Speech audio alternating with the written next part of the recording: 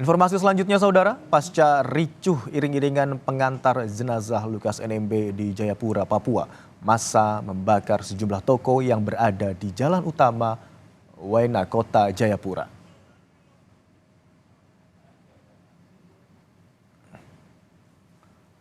Sejumlah ruko yang berada di pinggir jalan utama dibakar massa. Angin kencang membuat api semakin membesar dan merembet ke bangunan lain. Aparat gabungan TNI Polri yang berada di lokasi pun langsung berupaya menghadang massa untuk memadamkan api. Namun, angin kencang membuat api semakin cepat membesar dan merembet ke bangunan lainnya. Aksi pembakaran dilakukan massa saat melanjutkan perjalanan ke rumah duka di Koya Tengah, Distrik Muara Tami, Kota Jayapura. Api semakin besar. Lampu merah Waena. Kapolda Papua, Irjen Matius Fakiri menyebut ada 25 bangunan yang terbakar akibat aksi anarkistis saat pengantaran jenazah Lukas NMB.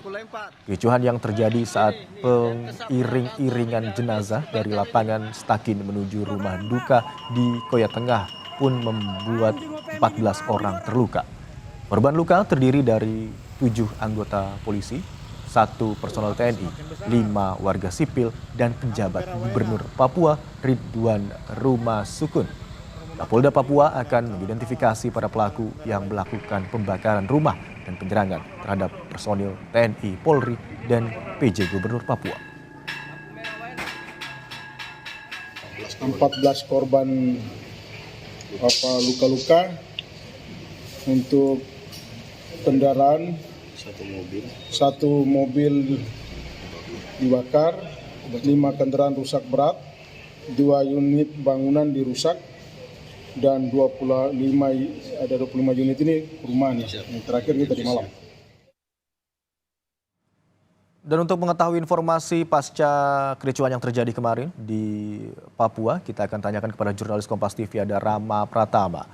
Selamat pagi Rama. Yang ingin kami ketahui adalah bagaimana kondisi pagi hari ini di sana dan apakah keamanan di Kota Jayapura khususnya diperketat pada hari ini? Baik Imron dan juga saudara, bisa saya laporkan bahwa di lokasi saya sekarang berada, yakni lokasi kericuhan pertama yang terjadi pasca jenazah mantan Gubernur Papua Lukas NMB tiba.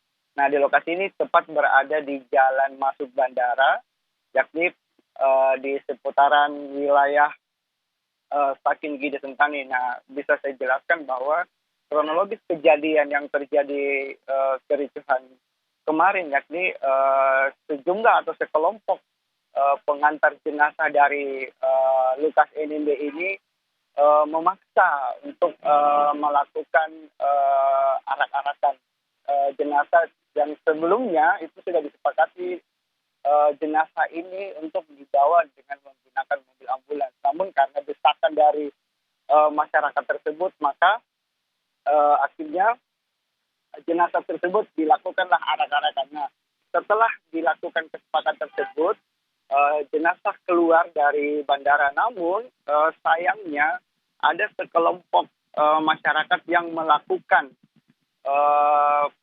pelemparan seperti itu kepada petugas keamanan yang notabene melakukan pengamanan supaya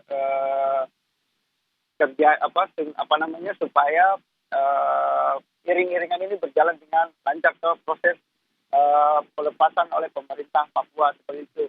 Nah setelah kejadian tersebut untuk menghindari adanya aksi-aksi susulan, maka petugas kepolisian melakukan tembakan peringatan seperti itu untuk membubarkan massa yang bisa dibilang mencapai ribuan tersebut. Nah, setelah terjadinya pembubaran tersebut, maka makin anarkis, di mana ada sebuah mobil dari kepolisian Polda Papua sendiri itu dibakar. Nah, setelah terjadi kejadian tersebut, maka rentetan-rentetan pembakaran yang terjadi semalam itu terjadi, Imron. Baik, pasca kericuhan yang terjadi kemarin, situasi hari ini terpantau lebih kondusif, namun masih terlihat personil TNI dan Polri tetap bersiaga di sejumlah titik di sana. Terima kasih Rama Pratama atas laporan Anda.